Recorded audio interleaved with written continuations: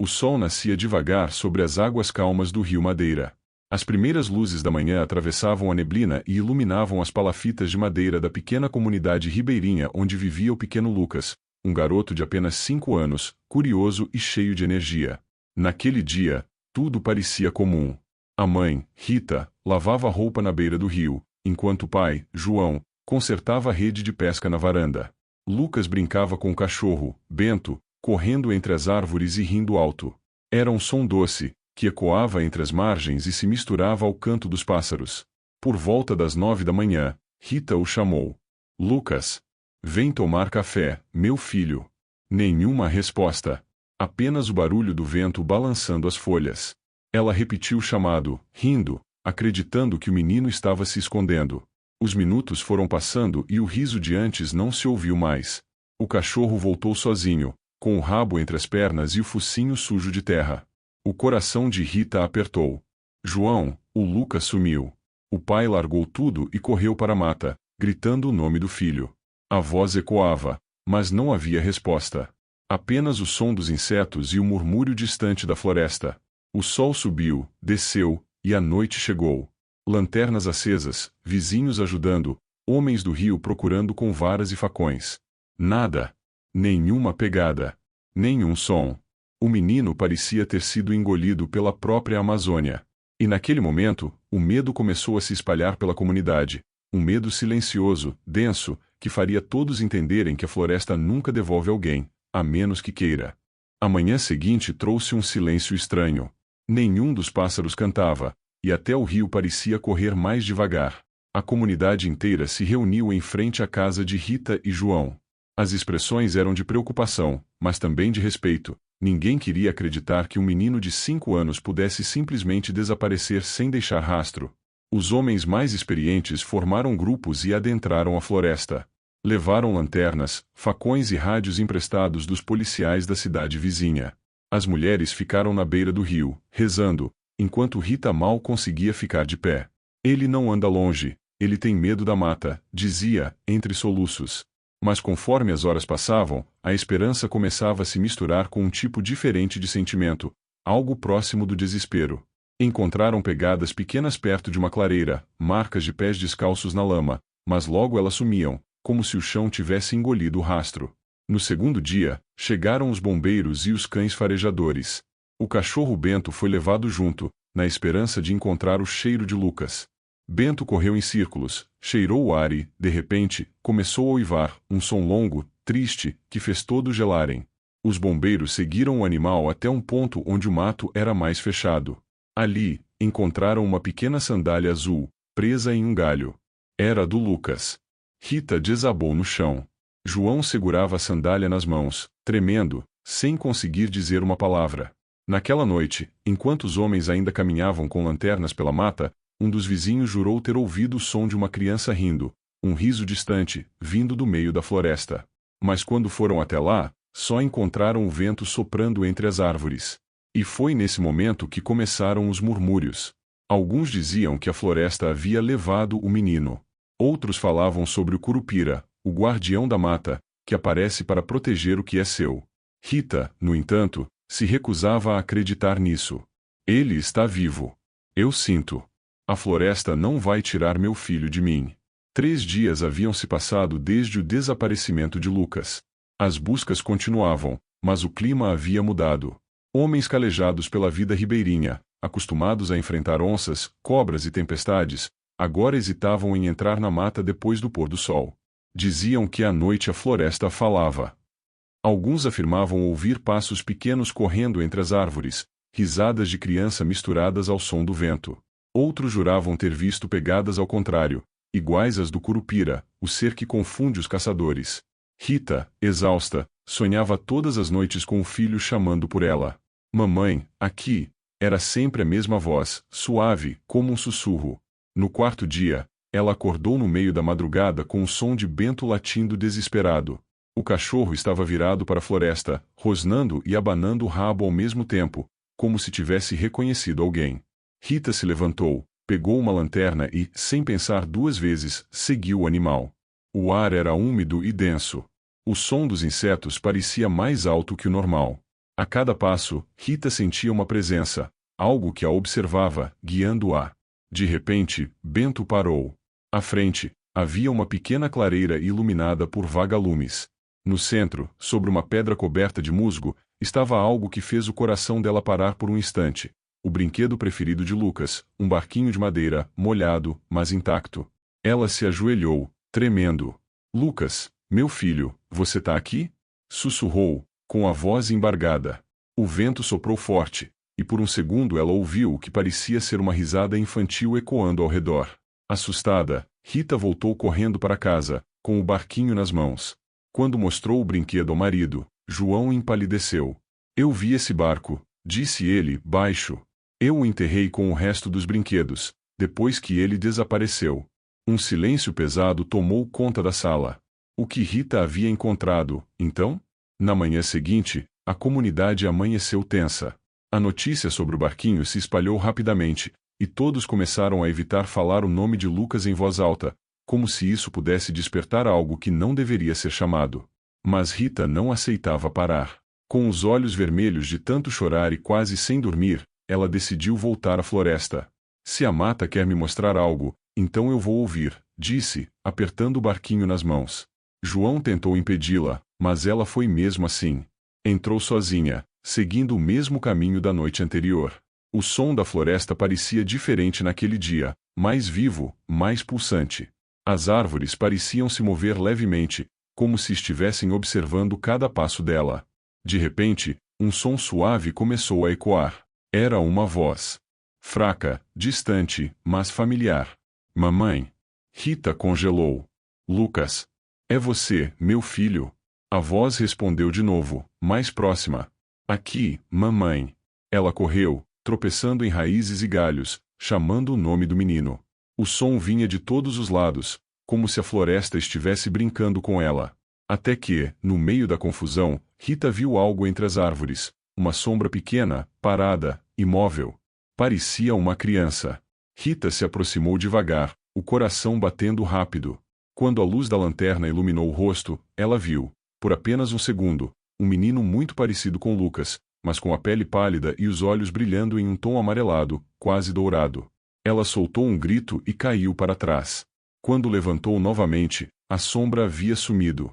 No chão, apenas pegadas pequenas, que iam em direção ao rio, e terminavam na água. Rita voltou correndo para casa, em prantos. Mas algo dentro dela mudou. Aquele olhar, aquele brilho nos olhos, não era apenas de uma criança perdida. Era como se a própria floresta tivesse olhado para ela através de Lucas. 3 dias se passaram desde o encontro de Rita com a sombra na floresta. Ela já não comia, quase não dormia. Passava as noites sentada à janela, ouvindo o som dos grilos e do vento nas folhas, esperando algo. Foi numa dessas noites que ouviu o barulho de passos na varanda. Lentos. Leves. Como os de uma criança descalça. O coração dela disparou. Levantou-se devagar, foi até a porta e a abriu com cuidado. E lá estava ele. Lucas. O menino estava parado, coberto de barro, os olhos fixos nela, o mesmo olhar doce, mas agora distante, como se não a reconhecesse completamente. Filho. Sussurrou Rita, as lágrimas já escorrendo. É você? Ele não respondeu. Apenas estendeu a mão, mostrando algo fechado no punho. Rita se ajoelhou e o abraçou com força. O corpo dele estava frio. O cheiro de terra e rio impregnava suas roupas. Quando abriu a mão do menino, viu o que ele segurava, uma folha seca, dobrada cuidadosamente. Dentro dela, havia uma pequena cruz feita de galhos amarrados com um fio de cabelo dela. Rita se afastou, assustada. Onde você achou isso, meu amor? O menino olhou para o chão e respondeu com uma voz quase sussurrada. Foi a floresta que me devolveu. Disse que eu tinha que voltar. Antes que ela pudesse reagir, ele desmaiou. Rita o levou ao hospital da cidade mais próxima. Os médicos ficaram confusos. Lucas não apresentava ferimentos graves, apenas sinais de exaustão e uma leve hipotermia. Mas havia algo estranho. O menino não lembrava de nada. Nada sobre os dias em que desapareceu. Nada sobre onde esteve. Quando os policiais perguntaram, ele só repetia a mesma frase. A floresta cuida de quem escuta. A cidade inteira começou a comentar. Alguns diziam que o menino havia sido protegido pelos espíritos da mata. Outros acreditavam que ele havia sido levado e devolvido por algo que ninguém conseguia explicar. Mas Rita sabia, no fundo, que Lucas não era exatamente o mesmo menino que havia desaparecido. O jeito que ele olhava para o rio, o modo como falava baixinho com as árvores. Havia algo diferente nele. E a floresta, silenciosa, parecia observar de longe, como se ainda tivesse algo a dizer. Os dias seguintes foram de pura estranheza. Lucas parecia saudável, mas havia algo nele que inquietava todos à volta. Durante as madrugadas, Rita o ouvia sussurrando, frases curtas, inaudíveis, enquanto dormia. Certa vez, ao se aproximar, percebeu que ele repetia o mesmo nome, Yara. Assustada, perguntou na manhã seguinte: Lucas, quem é Yara? O menino parou de brincar e olhou para o horizonte. Ela me ensinou a ouvir o rio, mamãe. Ela disse que o rio tem alma, e que ele me salvou. Rita sentiu um arrepio subir pela espinha.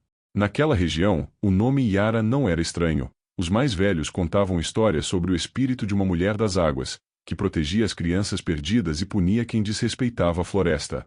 Determinada a entender o que realmente havia acontecido, Rita procurou Dona Zuleika, uma anciã que morava isolada na beira do igarapé, conhecida por conhecer os segredos antigos da mata. Quando ouviu o relato, a velha apenas fechou os olhos e murmurou: a floresta não tira nem devolve sem motivo. Esse menino viu o que nenhum homem devia ver. O que quer dizer com isso? Perguntou Rita, aflita. Zuleika acendeu um pequeno feixe de ervas e respondeu: às vezes, o que volta, não é exatamente o que foi levado. Essas palavras ecoaram na mente de Rita por dias. Em casa, Lucas estava cada vez mais distante. Ele não gostava de ficar em locais fechados, passava horas na beira do rio, observando a correnteza. À noite, seu olhar se perdia, como se ouvisse vozes que ninguém mais conseguia escutar. Uma tarde, João encontrou algo alarmante: pegadas pequenas no barranco do rio, as mesmas pegadas de Lucas, indo em direção à água, e voltando com outro tamanho, um pouco maior. Quando Rita viu aquilo, o medo tomou conta de vez. Será que a floresta realmente havia trazido seu filho de volta? Ou será que havia lhe dado algo diferente? Algo que ela ainda não compreendia? Naquela noite, o vento soprava diferente. As árvores se moviam como se sussurrassem entre si, e o rio parecia murmurar o nome de Lucas em ondas suaves e constantes. Rita, tomada pela angústia, não conseguiu dormir. Por volta das 2 da manhã, ouviu o som da porta se abrindo.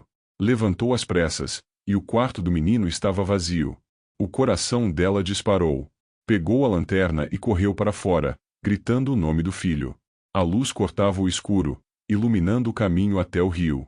E lá estava ele, de pé, sobre a margem, olhando fixamente para a água, imóvel, sereno.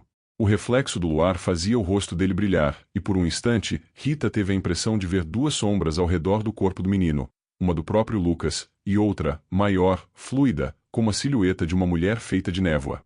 Lucas! Gritou, ofegante. Saia daí!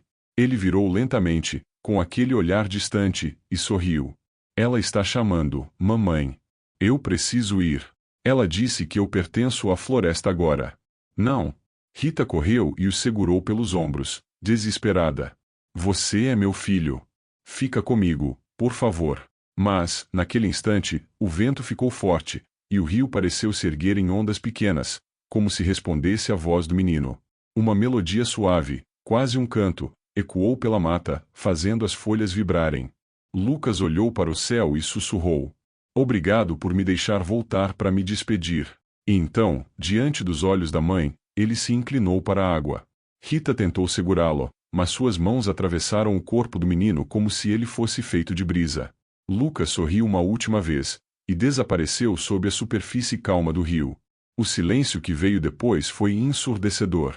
Rita caiu de joelhos, gritando, soluçando, chamando o nome do filho. Mas só o som do vento respondeu. No meio das lágrimas, ela viu algo flutuando até a margem, uma pequena folha seca, dobrada, com a cruz de galhos que Lucas havia trazido quando voltou. Ela pegou o amuleto e o apertou contra o peito. Naquele momento, entendeu. Lucas não havia voltado para ficar. A floresta o tinha devolvido apenas para se despedir, e para lembrar que, mesmo nas profundezas da Amazônia, a vida e o mistério caminham lado a lado. Desde aquele dia, moradores dizem que, quando o vento sopra entre as árvores e o rio canta em tom de ninar, é possível ouvir uma voz de criança rindo, correndo entre as folhas. Rita ainda mora na mesma casa. Toda noite, acende uma vela à beira do rio e sussurra: "Boa noite, meu pequeno. Que a floresta te proteja." E, de vez em quando, o vento parece responder: "Boa noite, mamãe."